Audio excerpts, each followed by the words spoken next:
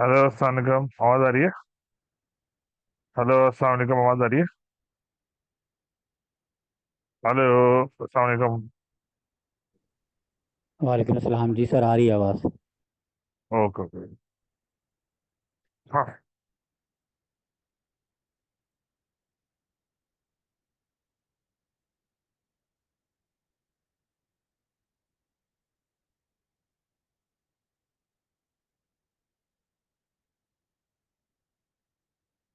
अच्छा, आपके पास एक चीज मैंने पूछी थी। आपके पास एसएपी के वो एक अरशद साहब ने डॉक्यूमेंट जो भेजे होंगे, उसमें एसएपी के इम्प्लीमेंटेशन मैनुअल के नाम से होगा। वो हम लोग चाहे ना, उसमें भी एंट्रीज बनी हुई होती है। आप लोगों को वैसे, मुझे उस दिन याद आया बाद में, कि आप लोग चाहे तो उसके अंदर भी वो ड्राइव के अंदर जब आप जाएंगे ना, तो उसके अंदर वो मैनुअल्स के अंदर आपको वो एंट्रीज नजर आएंगी।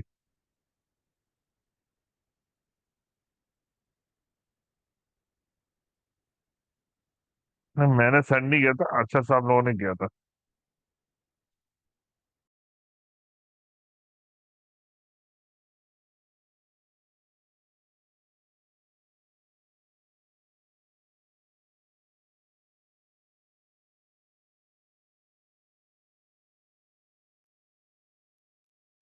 नहीं, उन्होंने भेजा हुआ, ग्रुप पे भेजते हैं वो।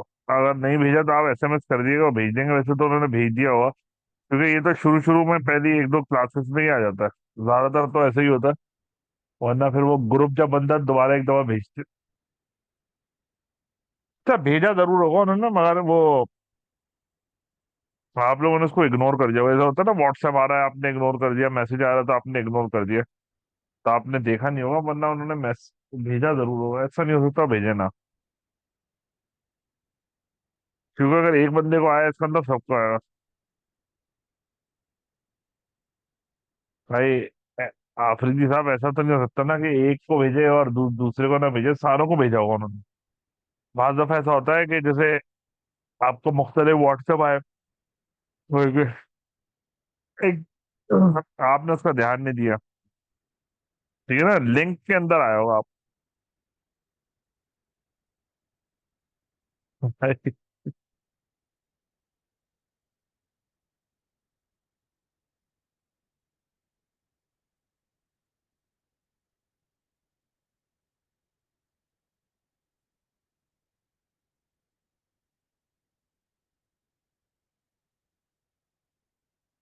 भाई, आपको एक ड्राइव का मैसेज आया होगा।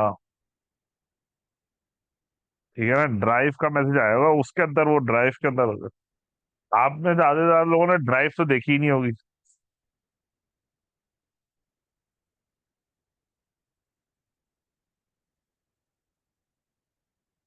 चल भाई, ठीक है।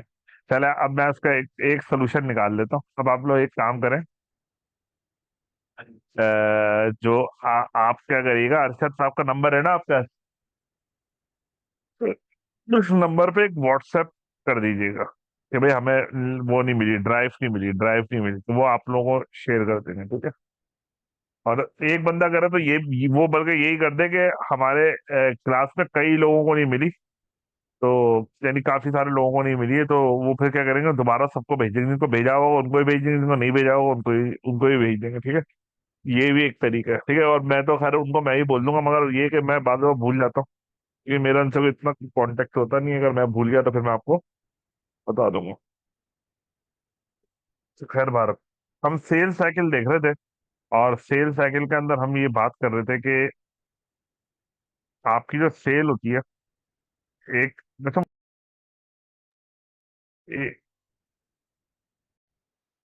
पूछे जेब साहब, क्वेश्चन पूछ लिया।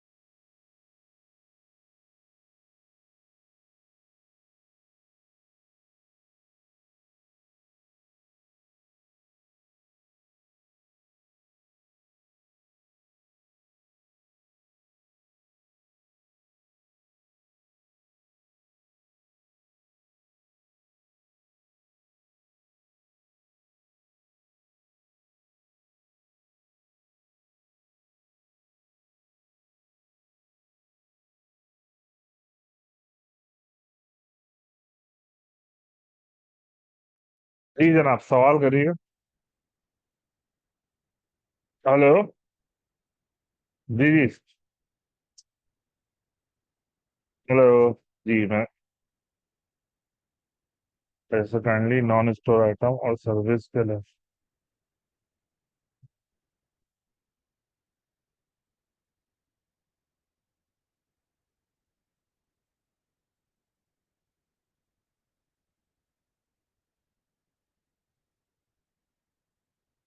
क्या? अच्छा। वो अच्छा सर्विस आइटम का, और वो चलो वो मैं बता दूंगा, ठीक है। ये मैंने सवाल नोट कर लिया, मैं आगे आगे बताता हूँ, लेकिन मैं पहले वो कंप्लीट कर दूं ताकि फिर वो ना रह जाए, ठीक है। वो मैं आपको बता दूंगा, ठीक है। ठीक है जेब साहब।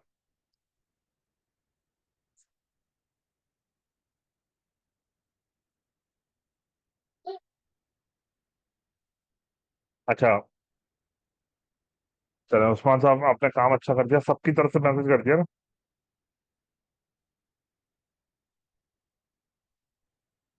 ठीक है। वो भेज देंगे, जैसे मैसेज देखेंगे वो आपको भेज देंगे, ठीक है? अच्छा। हम सेल साइकिल की बात करते हैं। सेल साइकिल में मैंने कहा था कि हम सेल ऑर्डर से शुरू करेंगे। और जब सेल ऑर्डर का मतलब ये होता है कि जैसे ही हमारा एक परचेज ऑर्डर मिलता है हमें, कि आपने ये मटेरियल सप्लाई करना है, मटेरियल सप्लाई करना है, तो हम वो ऑर्डर पे प्रोडक्शन करते हैं। अच्छा, प्रोडक्शन करने का मकसद ये होता है कि प्रोडक्शन करने का मकसद ये होता है कि दो तरीके होते हैं, या तो प्रोडक्ट बनी बनाई आपके पास होती है, या आपका प्रोडक्शन यानी या तो आपके पास प्रोडक्ट बनी हुई रखी हुई होती है, या आपके पास वो बनाते हैं। जैसे प्रोडक्शन बन जाती है तो आप उसका डिलीवरी चार्ज बनाते हैं, यानी उसको डिस्पैच कर देते हैं, ठीक है। ये हम डिस्कस कर रहे थे डिलीवरी चार्ज। डिलीवरी चार्ज मैंने कहा था कि डिलीवरी चार्ज जैसे ही बनता है तो एक एंट्री पार्क होती है जिसमें finish cost of goods sold material debit होता है, cost of goods sold material debit होता है, और आपका फिनिश गुड क्रेडिट होता है, ठीक है ना। अच्छा, ये आपकी नॉर्मली एंट्री बनती है जो इसके अंदर आपका ट्रांजैक्शन होती है, ठीक है ना। अच्छा, उस दिन हमने एक चीज इसमें और ऐड की थी कि कॉस्ट ऑफ गुड सोल्ड जो है वो किस तरह डेबिट होता है। अच्छा, आप लोगों के लिए एक अनाउंसमेंट हो, मैं जरा सुन लूँ। अर्षद साहब का मैसेज आया हुआ है, मैंने सुना नहीं था, सुन के फिर मैं आपको इन्फॉर्म कर दूँ। एक मैसेज है आपके।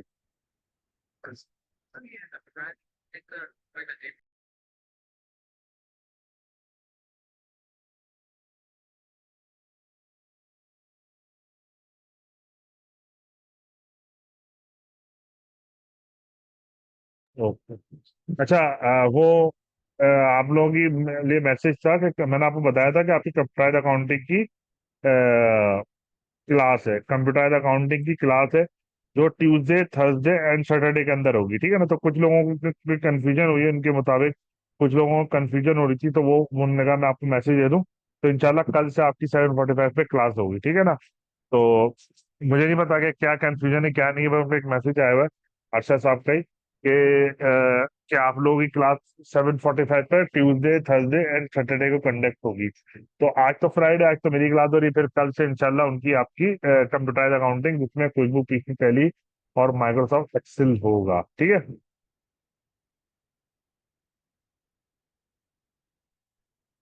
अच्छा।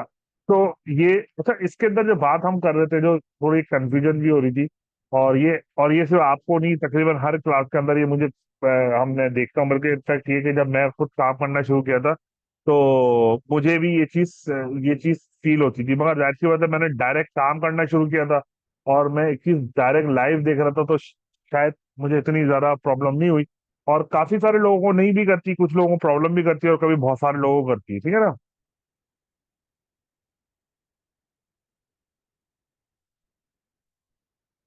माशाल्लाह भाई, अभी अभी माशाल्लाह भाई, मुबारक मुबारक आप। जबरदस्त जबरदस्त। माशाल्लाह, गुड यार। बहुत बहुत मुबारक आपको भाई। ग्रेट भाई।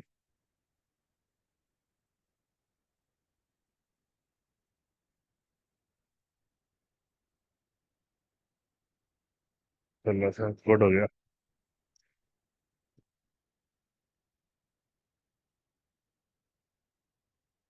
चल, अब तो आप अभी अभी पता चला है या किससे पहले पता चल गया था? मैं अब आपको पढ़ने का दिल ही जाएगा। तो आपने रेस्ट करना है तो यानी अगर अभी पता चला तो आप रेस्ट ले लें, अगर पहले से पता तो। अरे वाह भाई वाह। चलें, आप सब फैमिली को अपने वो करें, खुशखबरी दें, फिर ज्वाइन कर लिया, रिकॉर्डिंग तो आपको मिल जाएगी। चलो, मेरी तरफ से आपको बहुत मुबारक भाई, वैसे तो पूरी क्लास की तरफ से आपको, हमारे इंस्टीट्यूट की तरफ से आपको मुबारक। और क्या कहते हैं, बात ये है कि आप अपनी फैमिली को वो करें। बात ये है कि हम सेक्शन तो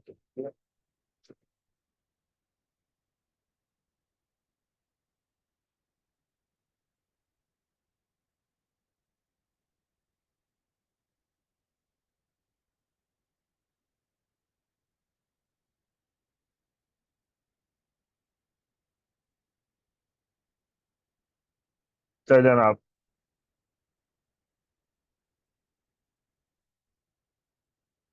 हम बात ये कर रहे थे कि अच्छा, आपने किसी ने मुझे कहा था कि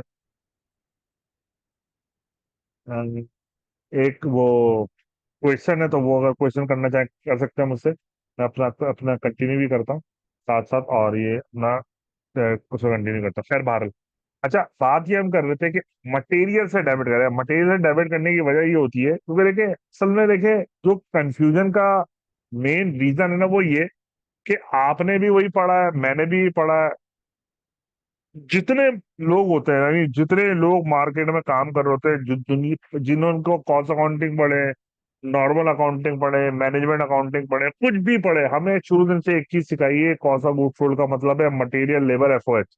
अभी ओपनिंग क्लोजिंग क्लोजिंग की बात नहीं हो रही, ठीक है? Cost of good manufacture, simple सी बात है, ओपनिंग क्लोजिंग वगैरह वो ठीक है, अपनी जगह पे है, मगर सिंपल सी तीन चीजें बताइए, किसी भी चीज को बनाने में तीन चीजें इस्तेमाल होती है।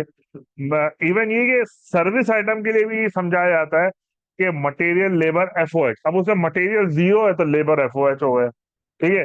तो ये सर्विस के लिए भी यही बताया जाता है, ठीक है ना? तो बड़ी सिंपल सी कहानी है कि हमें सबसे पहले तो एक दिन बता दिया गया था, भाई किसी भी चीज को बनाने के बेचने में मटेरियल, लेबर, एफओएच जो होती है, उसकी प्रोडक्शन कॉस्ट होती है। तो अभी यहाँ पे क्यों नहीं कर रहे हम डेबिट? चलो देखो, हमने इस चीज को दिमाग में रखे, और जहां भी कॉस्ट ऑफ गुड सोल्ड का लफ्ज आया था, हम कहते हैं ओ भाई कॉस्ट ऑफ गुड सोल्ड, ये कॉस्ट ऑफ गुड मैन्युफैक्चरिंग था, मटेरियल, लेबर, एफओएच, जो कि है, मैं उससे डिनाई नहीं कर रहा, हाँ मैं उससे डिनाई नहीं कर रहा, मगर प्रॉब्लम ये है कि हम यहाँ पे अकाउंटिंग कर रहे हैं, कॉस्ट अकाउंटिंग अलग है।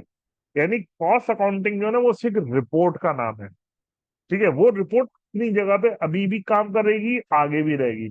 हम जो देख रहे हैं वो कर रहे हैं अकाउंटिंग में डेबिट क्रेडिट क्या हो रहा है। देखो, कॉस्ट अकाउंटिंग कोई भी अकाउंटिंग एंट्री नहीं होती। कॉस्ट अकाउंटिंग कभी भी नोट करना, अकाउंटिंग एंट्री का नाम नहीं है कॉस्ट अकाउंटिंग। काउंटिंग जो है वो जस्ट अकाउंटिंग है। अच्छा, ये जो कॉस्ट अकाउंटिंग है, ये बेसिकली जस्ट रिपोर्ट है, ठीक है? ये एक रिपोर्ट है, और हम उस रिपोर्ट को किसी भी तरह से टैकल कर सकते हैं, ठीक है ना? अच्छा, अब पॉइंट ये है कि हमने कॉस्ट ऑफ गुड मैन्युफैक्चरिंग के अंदर मुख्तलिफ हेड रखे हैं, जिसके अंदर हमने कहा कि इसके अंदर मटेरियल इस्तेमाल होता है, लेबर इस्तेमाल होता है, एफओएच इस्तेमाल होता है। तो हम जो स्टेटमेंट बना रहे हैं ना, उसके अंदर ये हमने अलग अलग हेडिंग दिखाई है। अगेन हमने वो यहाँ पे वही काम किया है। हम कह रहे हैं भाई, ये मटेरियल है, ये एक्सपेंस है, और ये ओवरहेड है। हाँ, आप चाहे तो और आसान इसको कर ले। ये भी मैं अक्सर काम करता हूँ, जब किसी को बहुत ही मुश्किल हो रही है तो मैं क्या करता हूँ, ये भी कर देता हूँ।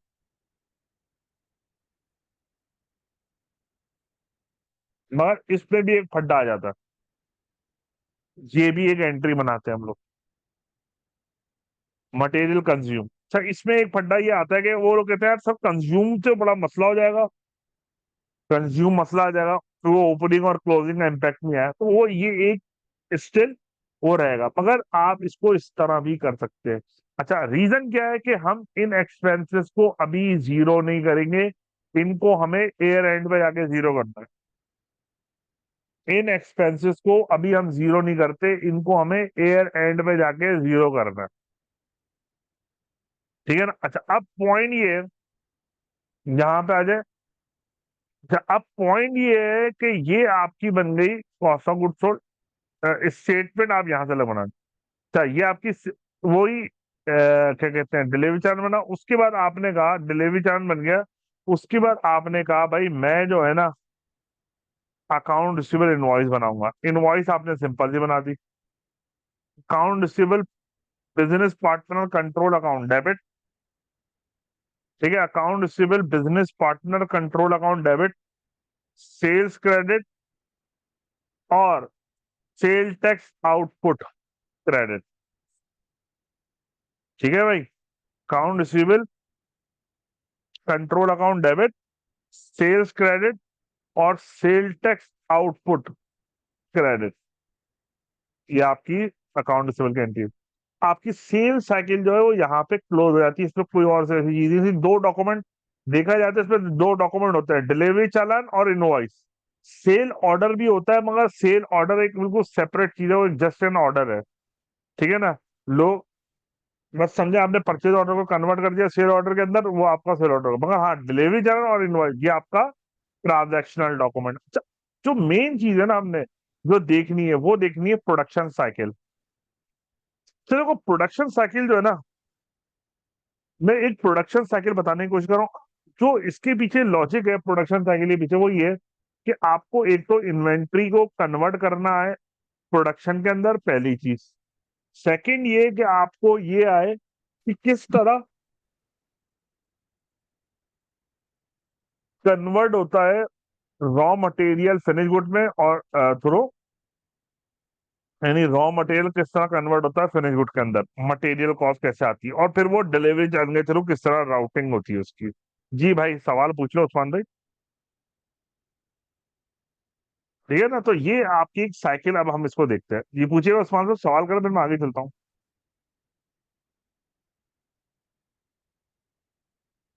जी उस्मान साहब।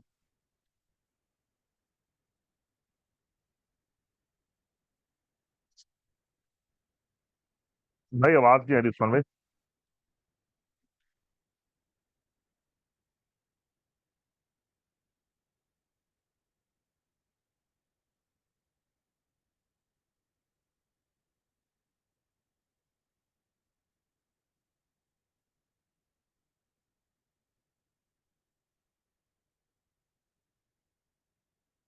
चलें, अच्छा, टाइप कर दे, मेरे ख्याल से आपके माइक के अंदर कोई इशू है, मुझे आवाज नहीं आ रही। जी मैडम, आप करें सवाल, जल्दी जल्दी कर लें। अस्सलाम वालेकुम सर। वालेकुम सलाम। जी मैडम। सर मुझे ये पूछना था कि आपने जो डिलीवरी चालान के साथ जो एंट्रीज बताई हैं वो 3 एंट्रीज बनेंगी। एक तो हमारी ये एंट्री बन रही है सर कि हमने कॉस्ट ऑफ गुड्स और मटेरियल की बनाई है। बस सेकंड ये एक हमने ही बनेगी, एक्सपेंसेस। नहीं नहीं नहीं नहीं नहीं नहीं नहीं नहीं नहीं, नहीं। सिर्फ एक ही बनेगी बस, वो। नहीं सर, नहीं आपने नहीं जो नहीं कहा था कि जब डिलीवरी चालान हम करने ही जाएंगे, डिलीवरी चालान के बाद हम एंट्रीज बनाएंगे, तो पहली एंट्री कॉस्ट ऑफ गुड्स और मटेरियल नहीं की नहीं, बनेगी हम फिनिश गुड्स की। बस यही बनेगी, बस दैट्स इट। तो बस सर ये ये एंट्री एक्सपेंसेस और जो इलेक्ट्रिसिटी एक्सपेंस है इनकी एंट्रीज नहीं बनाएंगे हम? हम नहीं बनाएंगे, ये इसका डिलीवरी चैनल से कोई ताल्लुक नहीं है। देखो जैसे ही डिलीवरी चैनल बनता है ना, पहले तो एक बात याद रखिएगा, हम मैनुअल एंट्री नहीं बनाते। ठीक है। मैनुअल कोई एंट्री नहीं बनाते हमने, यहाँ पे एक बनता है डिलीवरी चालान। ठीक ये है। आपका एक डॉक्यूमेंट बनेगा जिसका नाम है डिलीवरी चालान। ये आपका डिलीवरी चालान बनेगा, जैसे इस चालान को बना के आप सेव करेंगे, एंट्री ऑटोमेटिकली बन जाएंगी। सर वो हमने ऑटो, मैनुअली सैप में हमने मैनुअली कुछ भी नहीं पुट करना होगा इसमें? नहीं, हमने इंटीग्रेशन करनी होगी, हमने मैपिंग करना होगा, हमने लिंक करना होगा।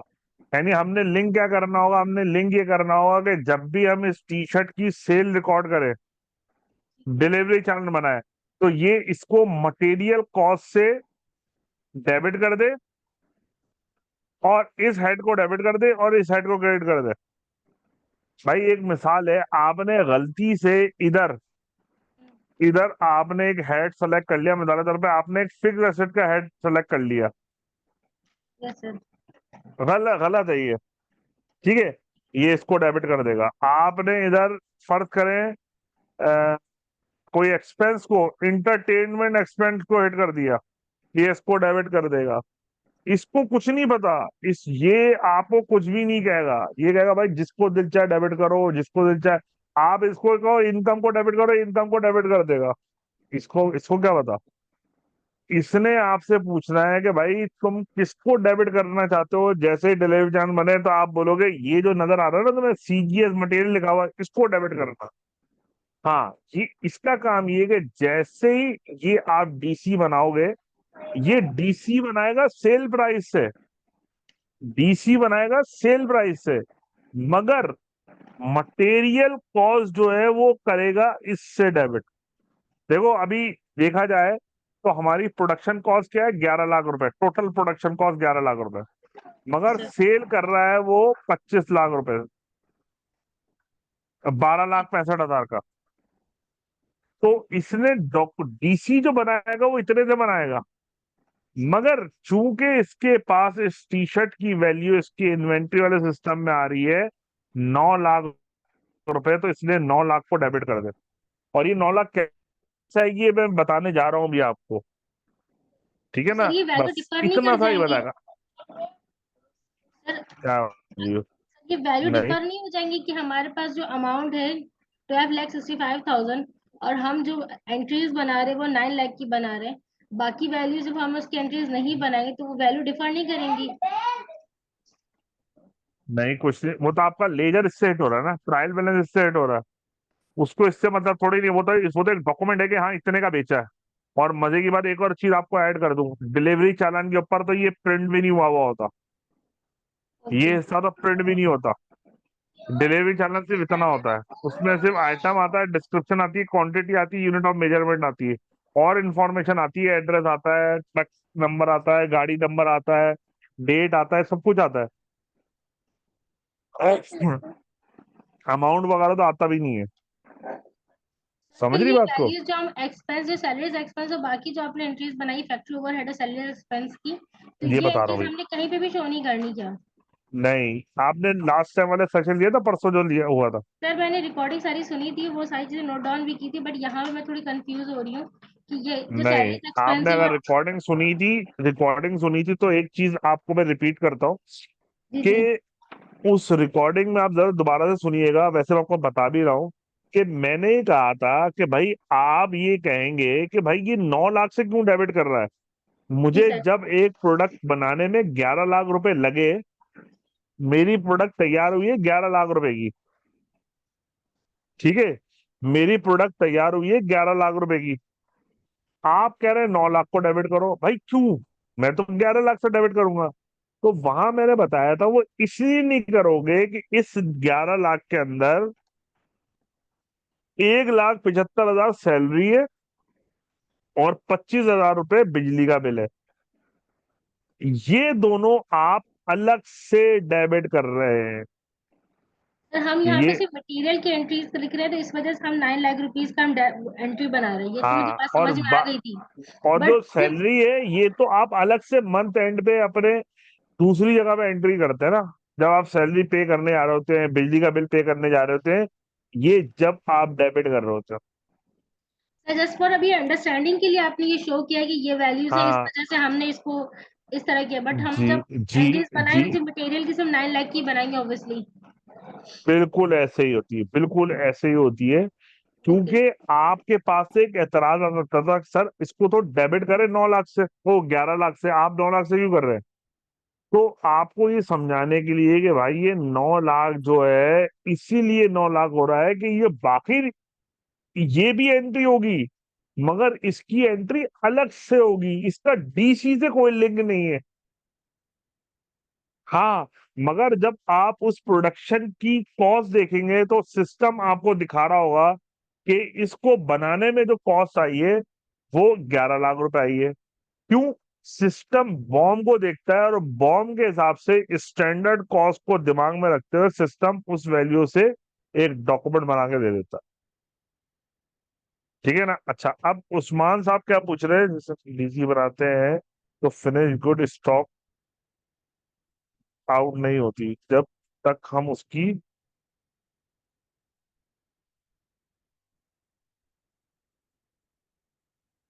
अच्छा, अब देखो आप ये कह रहे हैं कि जब तक हम डीसी बनाते हैं मगर वो सिस्टम से आउट नहीं होती, हम जब गेट पास बनाते हैं तब वो सिस्टम से आउट होती है। देखो ये इसको कहते हैं कंट्रोल। जैसे मैं आपको बताता हूँ, जब आपका जीआरएन आती है ना, तो जीआरएन जब बनती है ना तब भी इन्वेंट्री रिफ्लेक्ट नहीं करती। जब आप उसको क्वालिटी के थ्रू राउटिंग करवाते हो तब वो इन्वेंट्री का पार्ट बनती है। पहले आप उसको क्वालिटी वेयर हाउस में लेके जाते हैं, फिर वो इन्वेंट्री वेयर हाउस का पार्ट बनती है, ठीक है। मगर ये कहलाते हैं कंट्रोल। ये इसलिए कि एक बंदे ने डीसी बना के रख ली, फैक्ट्री से बाहर मटेरियल गया ही नहीं, रिस्क एंड रिवॉर्ड ट्रांसफर ही नहीं हुआ, तो सेल ही नहीं हुई। तो कंपनी ने बना दिया कि डीसी बन जाए, मगर डीसी को एंट्री रिफ्लेक्ट नहीं करना है। क्यों? जब तक गेट पास ना बने। तो बिल्कुल ऐसे ही ये कंट्रोल पर्पस के लिए है। इसमें कोई ऐसी बात नहीं, ये कंट्रोल पर्पस के लिए। अगर आप इसको बाईपास करना चाहें इस प्रोसेस को तो कर सकते हो, कोई मसला नहीं, कुछ नहीं कहेगा आपसे।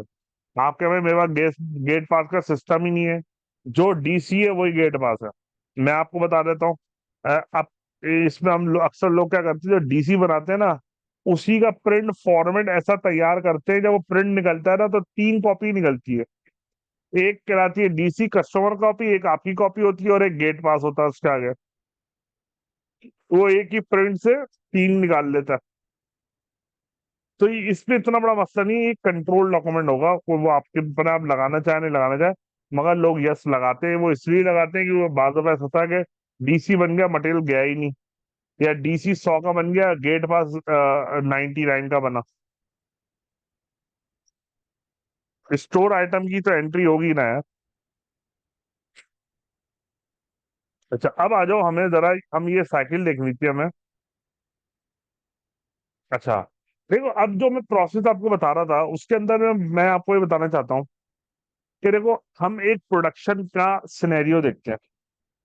हम एक प्रोडक्शन का सिनेरियो देखते हैं कि हमें टी शर्ट बनानी है। हम प्रोडक्शन का सिनेरियो देखते हैं कि हमें एक टी शर्ट बनानी है। मैंने उस दिन थोड़ा सा आपको बताया था, टी शर्ट बनाने के हमारे पास 3 फेजेस होते हैं। टी शर्ट बनाने के हमारे पास कितने फेज होते हैं? 3 फेज। कौन कौन से फेजेस होते हैं? टी शर्ट बनाने के कौन कौन से फेजेस है हमारे पास?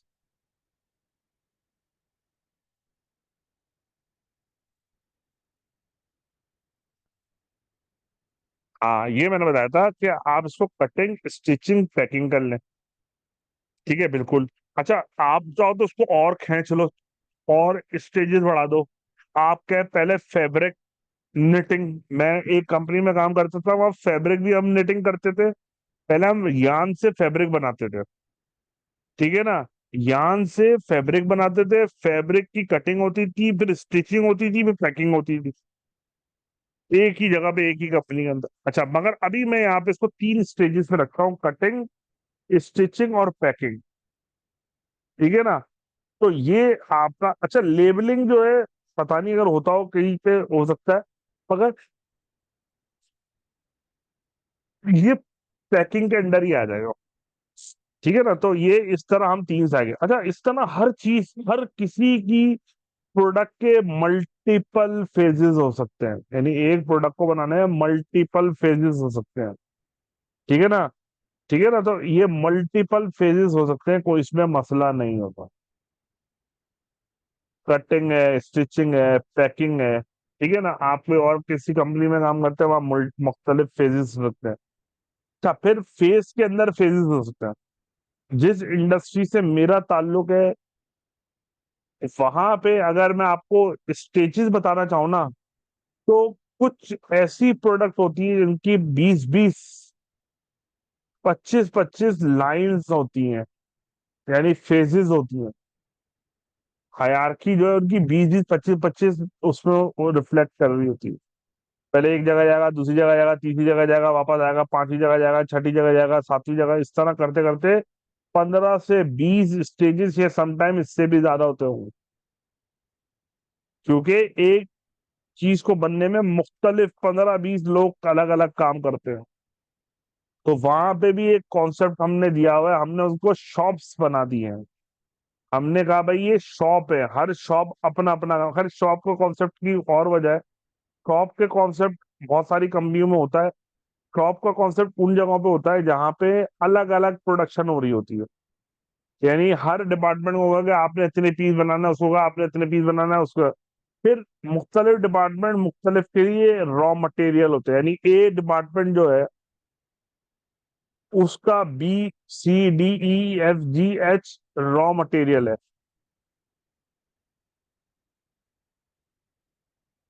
ठीक है ना, तो इस तरह भी अक्सर होता है जिसको हमें काउंटर करना पड़ता है। अच्छा, अब कटिंग। कटिंग अगर मैं आपसे पूछूं, टी शर्ट बनाने के लिए कटिंग करनी है, कटिंग करनी है तो कटिंग का मतलब क्या होता है? कटिंग के लिए क्या चाहिए? सबसे पहले तो फैब्रिक। ये देखो यहाँ पे आया 500 टी शर्ट का मटेरियल। एक पीस को बनाने में हमें चाहिए raw material 1 2 metre, raw material 2 चाहिए 0.5 मीटर, केमिकल 1 और केमिकल 2 चाहिए, जो कि आप समझे मिक्सिंग के लिए चाहिए, केमिकल मिक्सिंग के लिए चाहिए। आपको मुख्तलिफ किस्म के 2 केमिकल चाहिए, या कलरिंग के लिए चाहिए, डाई करने के लिए आपको केमिकल चाहिए। ठीक है, आपको डाई करने के लिए 2 केमिकल चाहिए। आपने कहा ठीक है भाई, केमिकल आ गया, तो आपके पास 3 वो आ गए, raw material 1 raw material 2 chemical 1 chemical 2। ये कट। अच्छा, अब आप बोलेंगे भाई कटिंग के लेवल पे कौन सी केमिकल मिक्सिंग होती है? ठीक है, मिसाल के तौर पे कुछ भी हो सकता है, कुछ भी हो सकता है। मिसाल के तौर पे आप इसको इस तरह समझ लें कि आपकी कंपनी के अंदर एक प्रोसेस है कि टी शर्ट का मटेरियल कटेगा और उसको केमिकल का प्रोसेस लगा के फिर आगे स्टिचिंग के लिए भेजेंगे। ठीक है, ये मैंने मुख्तलिफ इसको थोड़ा डाइवर्सिफाई करने के लिए इसमें ये केमिकल ऐड किए। ठीक है ना, तो ये मैंने एक फॉर्मूला निकाल दिया कि एक टी शर्ट को बनाने में आपको ये मटेरियल चाहिए। तो 500 बनाने में क्या चाहिए होगा? 1000 मीटर, 250 मीटर, 125 kg और 75 kg, ये आपको क्वांटिटी चाहिए।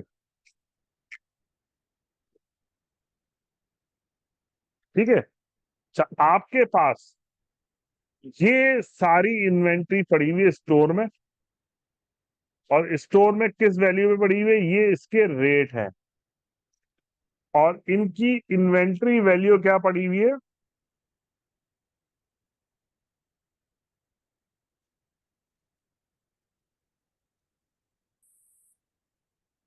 ये आ गई इनकी इन्वेंट्री वैल्यू।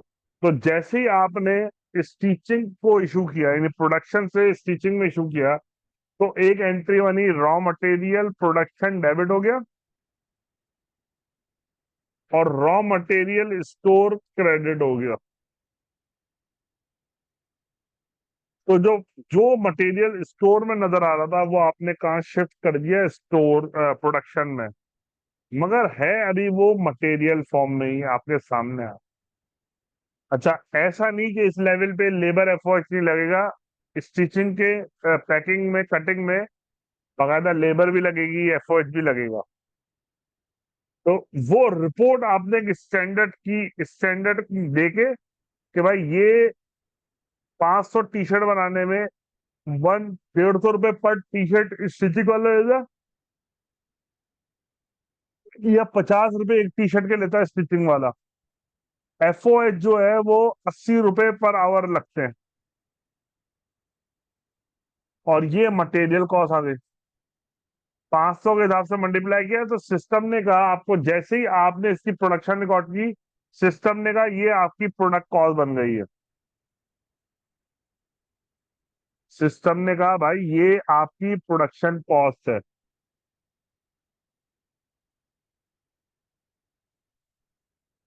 अच्छा, मगर जैसे ही आपने प्रोडक्शन रिकॉर्ड की, तो यहाँ पे सिस्टम ने क्या किया? सिस्टम ने ये किया,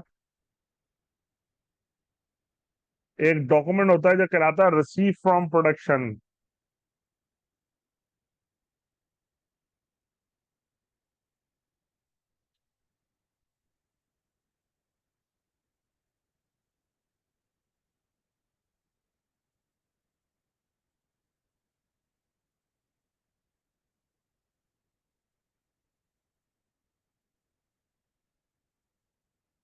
ये receive from production, receive from production क्या किया इसने? सेमी फिनिश गुड वन या रॉ मटेरियल डेबिट कर देगा ये इस मटेरियल कॉस्ट से, और रॉ मटेरियल को क्रेडिट कर देगा इस मटेरियल कॉस्ट। और ये जो एफओएच वगैरह है ये अपनी जगह पे रिपोर्ट के अंदर रिफ्लेक्ट होते रहेंगे।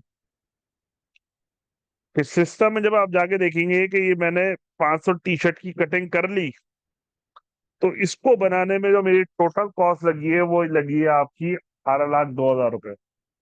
और उसके ऊपर मटेरियल जो लगा है वो लगा 1776,250। हाँ, मगर सिस्टम में आप जब एक्चुअल सैलरी और एफओएच बुक करेंगे तो वो कहेगा यार आप तो कह रहे थे 18 लाख रुपए लगे, मगर इन रियलिटी ये चाहे हो सकता है 19 लाख लगे, हो सकता है 17 लाख लगे, हो सकता है 16 लाख लगे।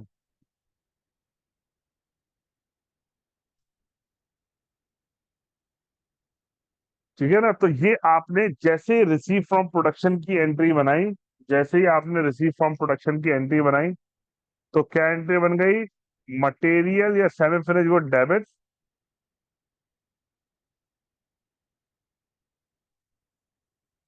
और आपका ये वाला रॉ मटेरियल जो डेबिट में पड़ा हुआ था ये आके इधर क्रेडिट होगी। ठीक है ना। तो ये सिर्फ मटेरियल कॉस्ट से आपका रिफ्लेक्शन होगा। अच्छा, अब आ जाए सेकेंड फेज। अब आ जाते हैं आप स्टेज 2 के ऊपर। Second stage of production process क्या हो? सेम होगा, कुछ भी नहीं होगा, मगर इसमें सिर्फ एक फर्क है जो मैंने यहाँ पे ऐड किया हुआ है। वो फर्क ये है, प्रिंसिपल के हिसाब से।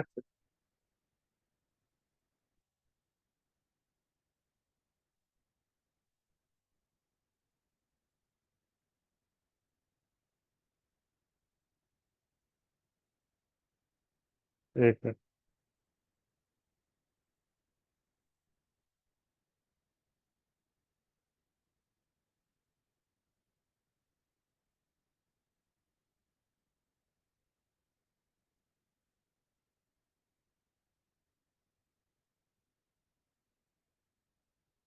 एक मिनट,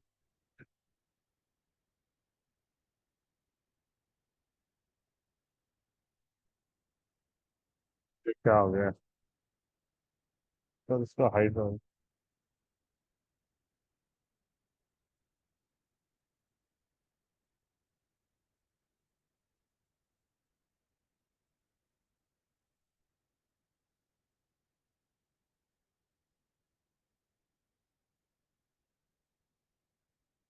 सिर्फ मेरे पास ना सच ये काम नहीं कर रहा मेरा।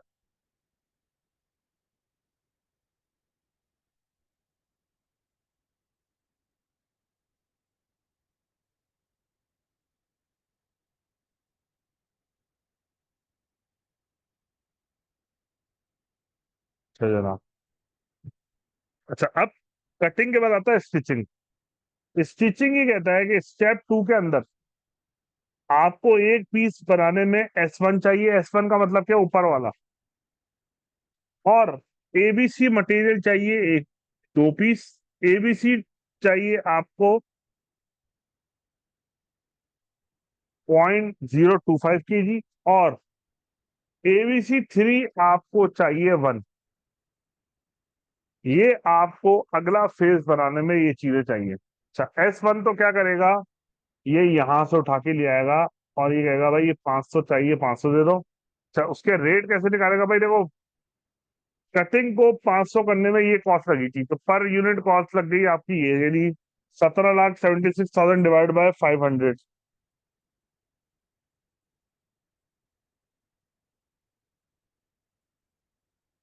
ठीक है ना। तो ये आपका आ गया 3553। अब ये कॉस्ट यहाँ पे आ गई थी।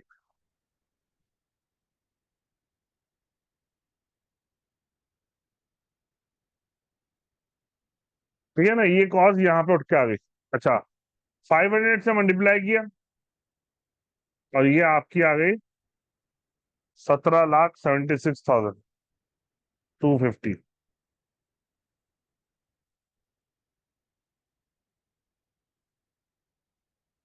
अच्छा, उसके बाद आ जाए यहाँ पे ABC1, ABC2, ABC3।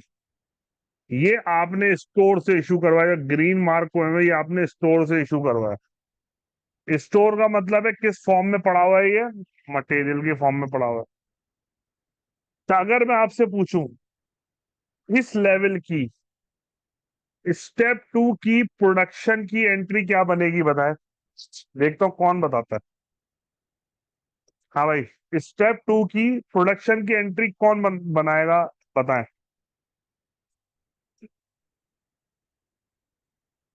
जिसने ये एंट्री बना ली समझे उसको सेप की वो उस पे चल पड़ा है, कहते ना ट्रैक पे चल पड़ा है वो। नहीं, हवा में नहीं बनाए, पेपर में बनाए, फिर बताएं। देखिए आप लोग जो हवा में बनाते हैं ना उससे नुकसान ही होता है, कई लोग जो सही बना रहे होते हैं ना वो भी गलत बना देते हैं। क्योंकि मैंने देखा है ऐसे नहीं है कि आप लोगों को नहीं आता, आप लोगों को सबको आता है और हर इंडिविजुअल को आता है। मगर जब ये आप हवा में कोई चीज बनाते हैं ना तो वो गलत हो जाती है।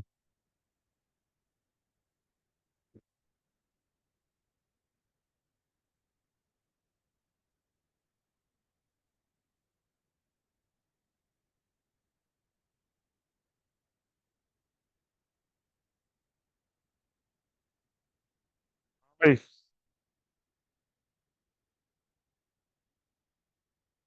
दूसरा फेज जिसके अंदर आपने S1 को डेबिट यानी लिया है 500 पीस और बाकी स्टोर का मटेरियल लिया है, क्या एंट्री बनेगी। अबे भाई ये एंट्री तो बेटा ऊपर भी नहीं बनी थी, कम से कम ऊपर की देख लेना, ऊपर की क्या बनी है। सेमी फिनिश गुड 1 डेबिट और रॉ मटेरियल क्रेडिट।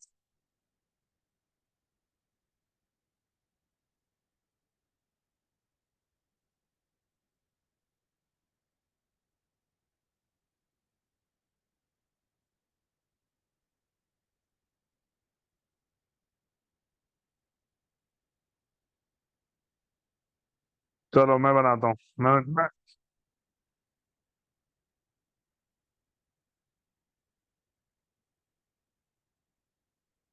छा गया भाई, छा गया इमरान भाई, जबरदस्त।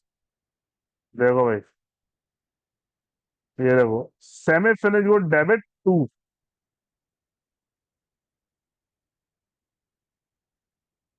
सेमी फिनिश गुड 2 डेबिट, कितने से, पूरी मटेरियल कॉस्ट से।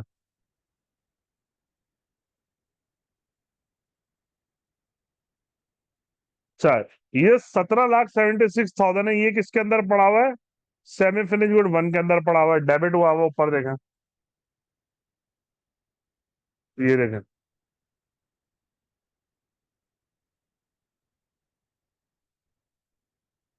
तो इसको आपने कर दिया क्रेडिट,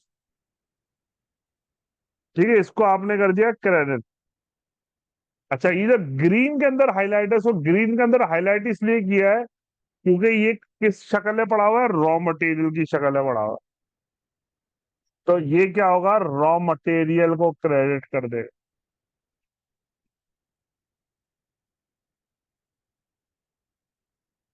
सही है, ये एंट्री बनेगी।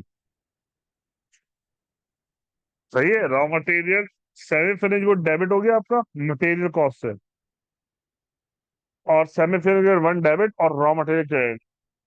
और पैरेलल इसने अगेन आपको इस लेवल पे प्रोडक्शन कॉस्ट दिखा देगा, कैसे, स्टैंडर्ड कॉस्ट लेके। सिस्टम क्या करेगा, स्टैंडर्ड के अंदर जो आपने कॉस्ट डाली हुई होगी ना वो लेके कर लेगा।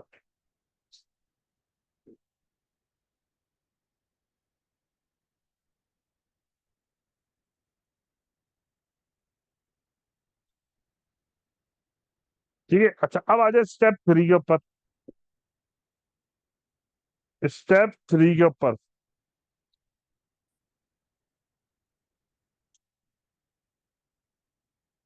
ठीक है, स्टेप 3 के अंदर क्या होगा, आप ये कहते हैं स्टेप 3 जो है वो पैकिंग है, और पैकिंग का एक पीस बनाने में S2 चाहिए हमें, जो ऊपर वाली प्रोडक्ट है वो 10 चाहिए एक पीस को बनाने में। यानी आप ये समझिए कि आप मैन्युफैक्चरर है, टी शर्ट देते हैं और कार्टन बेचते हैं, एक सिंगल टी शर्ट नहीं बेचते। तो आपने कहा मैं 10-10 की पैकिंग साइज में बेचूंगा, तो एक कार्टन बनाने के लिए आपको 10 टी शर्ट चाहिए। तो ये उसके बाद आपको स्टिकर चाहिए 0.8333। 0.833 क्या है, इसकी साइज समझे। असल में कुछ चीजें ऐसी होती है, वो एक शीट मिलती है, उसके अंदर मल्टीपल स्टिकर होते हैं, यानी एक शीट के अंदर 12 स्टिकर है। तो आपने इधर क्या किया, 1/12।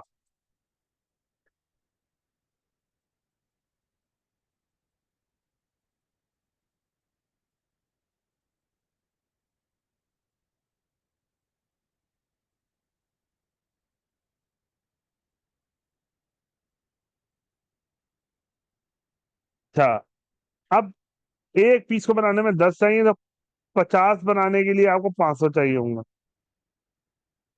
तो अगेन आपने यहां से देखा कि टोटल कॉस्ट ये 500 बने, तो क्या कॉस्ट बन गई आपकी 6723। 6723 ये यहाँ पे आ गई।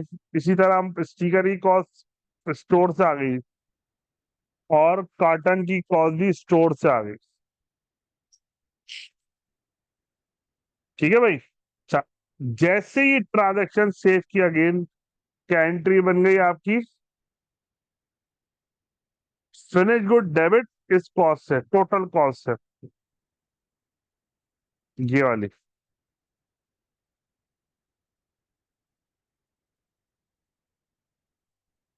फिनिश गुड आपका डेबिट हो गया, और semi finish good to credit, वही 33 लाख से। और रॉ मटेरियल क्रेडिट आपका 1,44,000।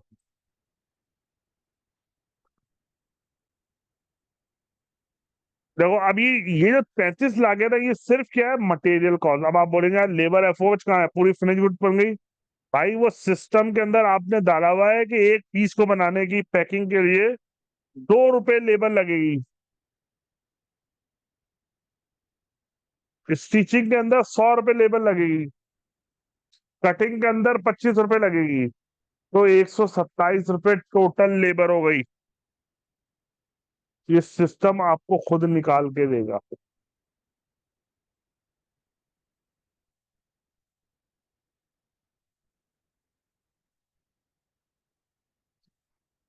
ठीक है ना। तो ये आपका सिंपल सी रिपोर्ट यहां से जनरेट हो जाएगी। रिपोर्ट क्या करेगा, मगर वो स्टैंडर्ड रेट डालेगा। जब आप मंथ एंड पे अपने सारे एक्सपेंसेस बुक करने के बाद एक रन चलाते हैं, आप सारे एक्सपेंसेस की एंट्री बुक करने के बाद अपना रन चलाते हैं, तब सिस्टम आपको एक्चुअल उसकी वैल्यू निकाल के दे देता है। क्योंकि सिस्टम के अंदर एक स्टैंडर्ड डला होता है, 2 रुपए लेबर, 100 रुपए लेबर, 150 रुपए लेबर। मगर जब एक्चुअल होता है, वो समझे 200 हो गया, 250 हो गया, 300 हो गया, तो फिर वो उसको एक्सेप्ट नहीं करता। ठीक है ना, वो उसको एक्सेप्ट नहीं करता। तो ये इसकी एंट्री इस तरह बन जाती है। Finish good debit, semi finish good to credit, raw material आपका क्रेडिट हो जाएगा। ये आपका पूरा कन्वर्ट हो गया इसके अंदर।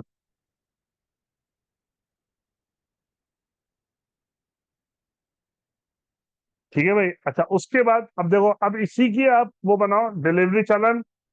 तो ये क्या करेगा, फिनिश गुड को कर देगा क्रेडिट, और डिलीवरी चालान को कर देगा डेबिट, यानी सॉरी, मटेरियल को कर देगा डेबिट। और वो दूसरे एक्सपेंसेस हैं, वो तो साथ साथ मंथ एंड पे बुक हो ही जा रहे हैं, ऑटोमेटिकली हुए जा रहे हैं।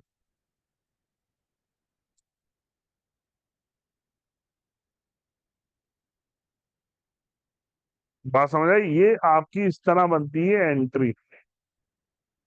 ठीक है, मटेरियल डेबिट कर दिया इसने, ये यहां से इसने कर दिया डेबिट,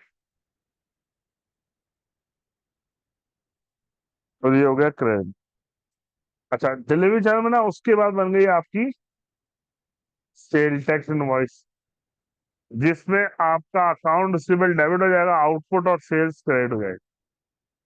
तो ये आपकी पूरी सेल्स साइकिल इस तरह रिकॉर्ड हो जाएगी। अच्छा, कुछ समझ आया कि नहीं आया? कोई सवाल पूछे फिर मैं आगे बढ़ता हूँ।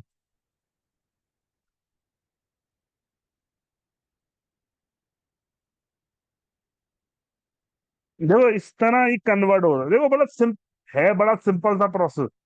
मगर चूंकि हम जब पढ़ रहे थे या हमने देख रहे थे, जब हमने लिंक नहीं किया तो जब भी मुश्किल शायद लग रहा हो। है मगर सिंपल सा। स्टोर द मटेरियल इशू किया कराया, raw material debit, raw material credit. जब इसकी प्रोडक्शन रिकॉर्ड हुई तो इसी रॉ मटेरियल को कर दिया क्रेडिट, और इसको डेबिट कर दिया, सेम को कर दिया semi finish good one debit. सारा मटेरियल पड़ा हुआ सेमी फिनिश गुड वन के अंदर। ठीक है ना? तो इसने क्या किया, इसकी कॉस्ट निकाल ली पर यूनिट और 53 आ गई। 500 और हो गए डेबिट। तो उसने कहा भाई ये वाला जो डेबिट था, इधर जो डेबिट था, इसको कर दो क्रेडिट, और नए रॉ मटेरियल को कर दो क्रेडिट, और इन दोनों की कॉस्ट से आप कर दे semi finish good to debit.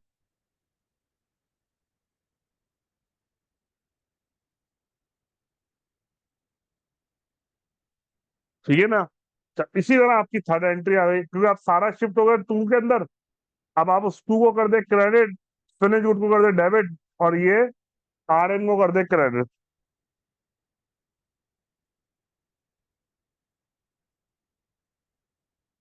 ये आपकी प्रोडक्शन रिकॉर्ड होगी। सही है। एक दफा इसको देखें और सवाल करें, पूछे कोई चीज समझ ना आई।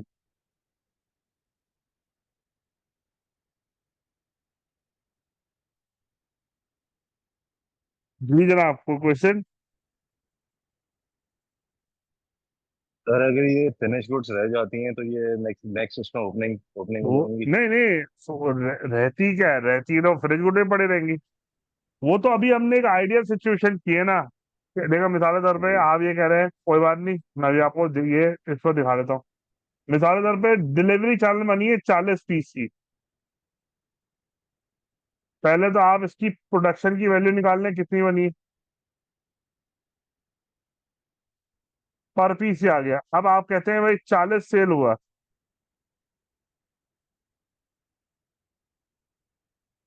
ये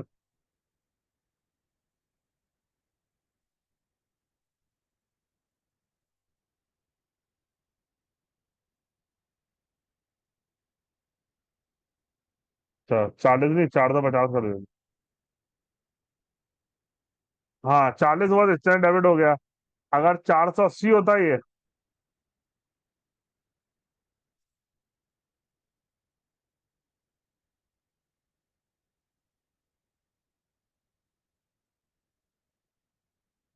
ये हो जाता। 500 होता पूरा।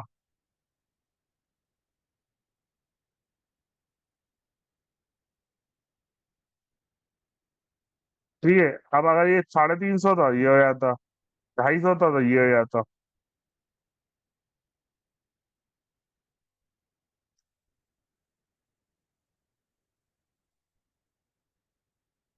तो इस तरह आपकी एंट्री बनती रहेगी, और जो नहीं यूज होगा वो फ्रिज गुड्डे पड़ा हुआ है। स्टोर पॉइंट ऑफ व्यू से भी ऐसा ही है। वो अगर आप देखेंगे कहाँ पड़ा हुआ होगा, जो बचा हुआ होगा वो फ्रिज गुड्डे पड़ा हुआ होगा, स्टोर के अंदर पड़ा हुआ होगा।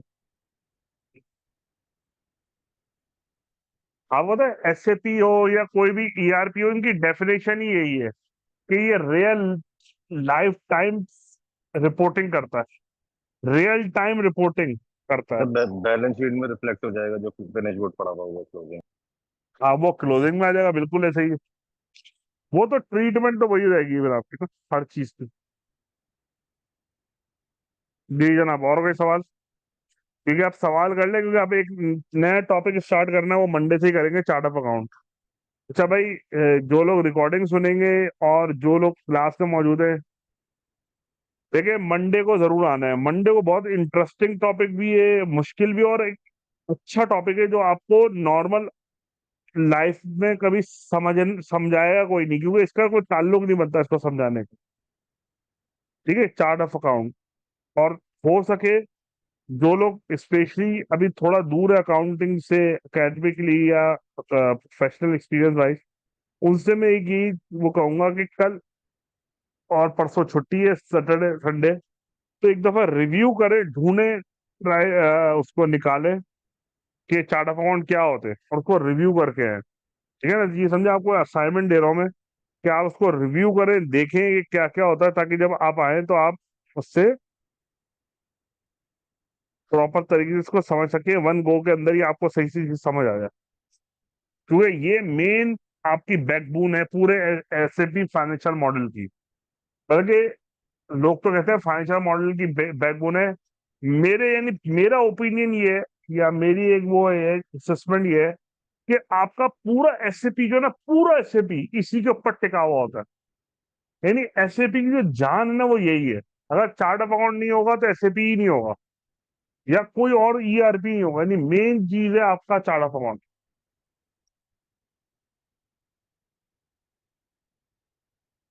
क्योंकि भाई जब अकाउंटिंग हेड ही नहीं होंगे तो एंट्री कहाँ करोगे। ठीक है भाई, और कोई सवाल? फिर आज यही क्लोज करेंगे। अच्छा, कल आपकी क्लास होगी, दोबारा रिपीट कर रहा हूँ, 7:45 तक कंप्यूटराइज अकाउंटिंग। वो कंप्यूटर अकाउंटिंग के ट्रेनर लेंगे, तो आप लोगों से रिक्वेस्ट है उसको अटेंड करें ताकि फिर वो मैनेज हो जाए। ठीक है, चलें भाई, आज के इतना रखते हैं, इंशाल्लाह मुलाकात है। Thank you very much, Allah Hafiz.